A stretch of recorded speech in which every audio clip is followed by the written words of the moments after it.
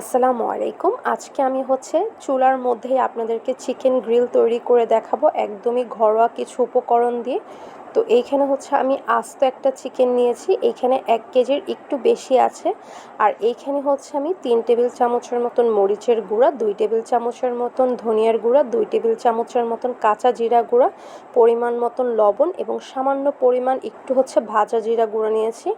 আর এইখানে একটা পেস্ট তৈরি করে নিয়েছি। এর মধ্যে 5 থেকে 6টা গোলমরিচ নিয়েছি, 5টা আমি কিশমিশ নিয়েছি, 2টা মরিচ নিয়েছি এবং মিডিয়াম সাইজের একটা পেঁয়াজ নিয়েছি। সবগুলো ভালো করে ব্লেন্ডার করে নিয়েছি।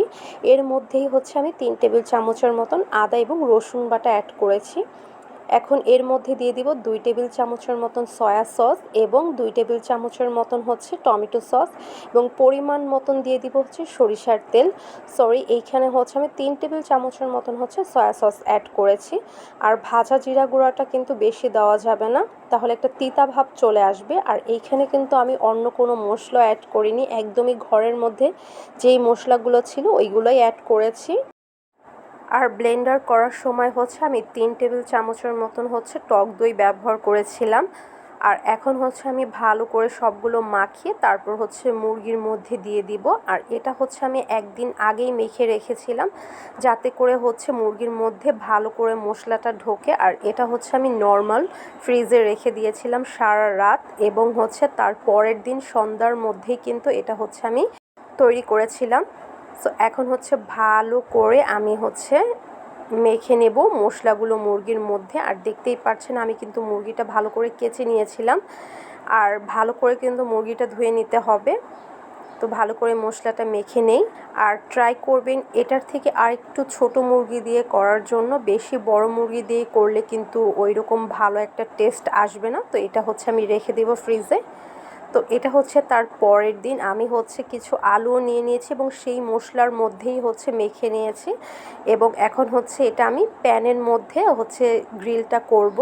তো আমি পরিমাণ মতন একটু তেল দিয়ে নিলাম। তেলটা যখন গরম হয়ে আসবে তখন আমি মুরগিটা দিয়ে দিব, তারপর আলুগুলোও দিয়ে দিব।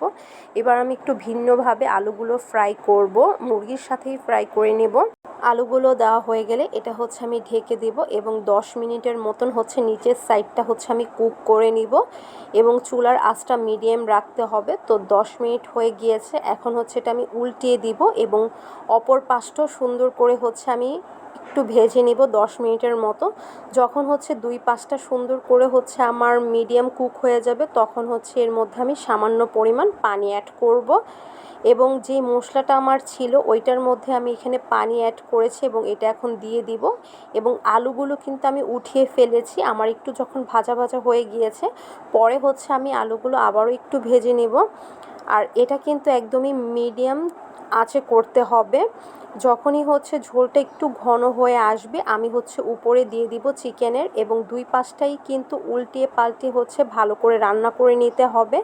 আর এই ঝোলগুলো একদমই শুকিয়ে ফেলবো।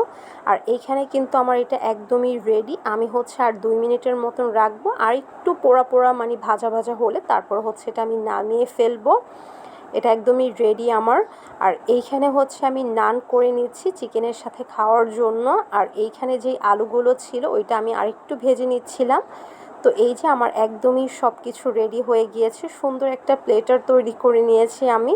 আর এইখানে আমি একটা টক তৈরি করে নিয়েছি বা সস। এটা তেঁতুল দিয়ে করেছি আর খেতে অনেক বেশি মজা হয়েছিল। সো এটা টক ঝাল মিষ্টি, টকটা একটু বেশি হয়ে গিয়েছিল, আর একটু চিনি দিলে আরও বেশি ভালো লাগতো। তো এইখানে আমরা সবাই মিলে খাচ্ছিলাম আর অনেক বেশি মজা হয়েছিল। কেমন গেছে? মজাটা অনেক টক হয়েছে, মজা হয়েছে, অনেক ফ্লাফি হয়েছে একটু। কিন্তু এটা কেমন হয়েছে বলো? মজা না, মজা হয়েছে। তারপর খান, বসে না, পিকাসো।